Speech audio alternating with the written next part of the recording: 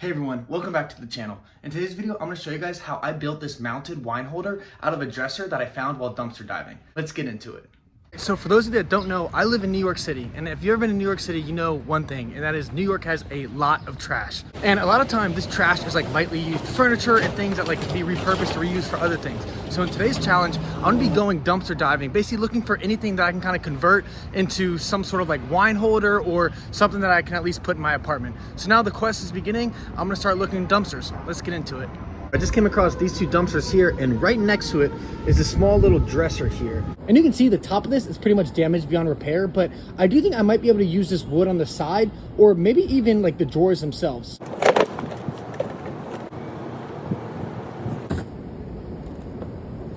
So here's what I extracted. I have these two cool looking drawers and then this panel of wood that has like a vine or plant design on it.